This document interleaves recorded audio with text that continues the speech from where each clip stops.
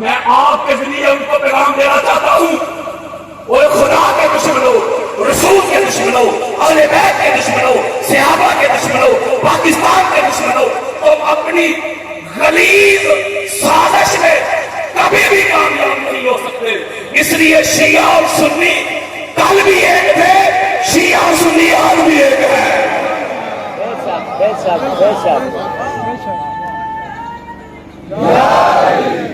ان کو فنڈنگ ہوتی ہے، شیعہ سنی میں فساد کرواؤ، چاہے وہ ریال کی صورت میں ہو، ڈالر کی صورت میں ہو، انڈین کرنسی کی صورت میں ہو، ان کو فنڈنگ ہوتی ہے۔ یہ بچوں کی ذہن سازی کرتے ہیں، انہیں کہتے ہیں شیعہ کے پاس نہیں جانا،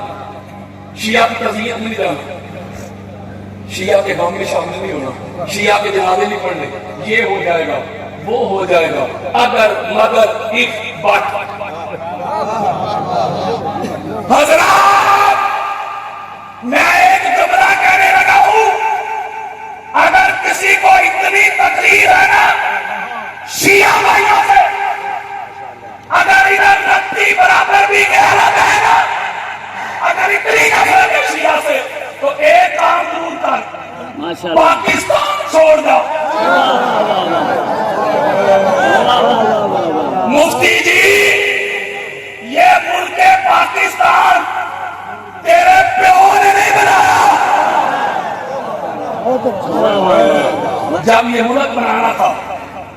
یہ خطہ جب یہ بنانا تھا، تو لیڈر ایک شیعہ تھا، لیڈر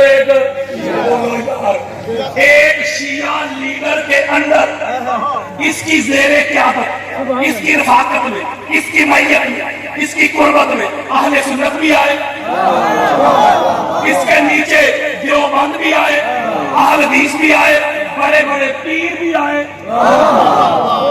سارے ملے، جمع ہوئے، اتحاد ہوا، اتفاق ہوا۔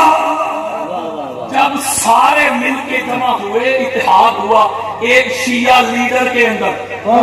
ایک شیعہ رہبر کے اندر اتحاد ہوا، اتفاق ہوا، انفرادیت سے نکلے، اجتماعیت میں آپ ضم ہوئے، میں چھوڑ کے ہم ہوئے۔ جب ملے تو پھر کیا ہوا؟ اللہ نے 14 کی برکت سے، 14 کے فضل سے، 14 کے کرم سے، 14 کے فیض